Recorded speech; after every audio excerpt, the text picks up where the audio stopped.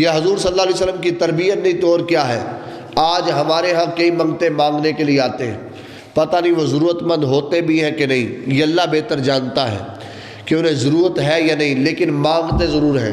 لیکن مانگنے والوں کا انداز بھی یہی ہے کہ اپنے لیے سب کچھ کرتے ہیں، وہ مانگنے کے باوجود کسی کی مدد نہیں کرتے۔ لیکن حضور صلی اللہ علیہ وسلم کے دور کے منگتوں کا بھی عجیب ہی حال ہے، ان کا بھی طریقہ کار یہی ہے کہ مانگتے خود ہیں لیکن نثار دوسروں پہ کر رہے ہوتے ہیں۔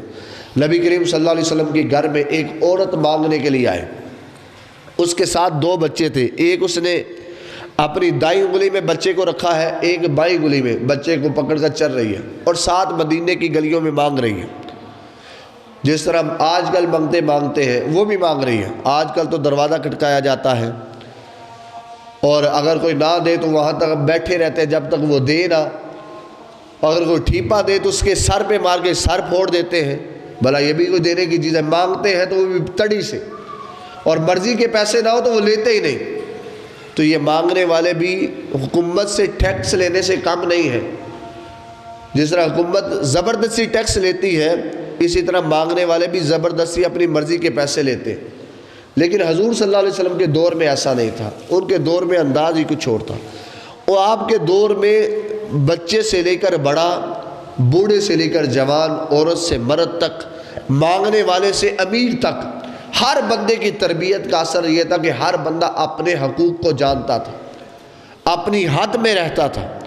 کوئی بندہ بھی کسی پر غریب ہو تو غریب اپنی غریبی کا فائدہ اٹھا کر کسی پر ظلم نہیں کرتا تھا کہ کسی کی کار کو توڑ دیا، کہا میں غریب ہوں، کسی کا نقصان نہیں کرتا تھا۔ امیر کسی کی گھر میں چولہا بند کر کے خوش نہیں ہوتا تھا۔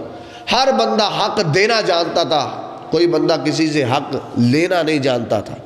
ہر بندے کی کوشش یہ ہوتی تھی کہ میں کسی کو دے دوں۔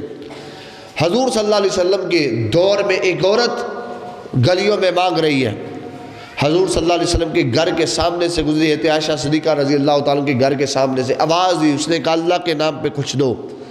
حضرت عائشہ صدیقہ رضی اللہ تعالیٰ نے دیکھا گھر میں، سارے گھر میں دیکھا تو ایک کھجور انہیں ملی، سارے گھر میں۔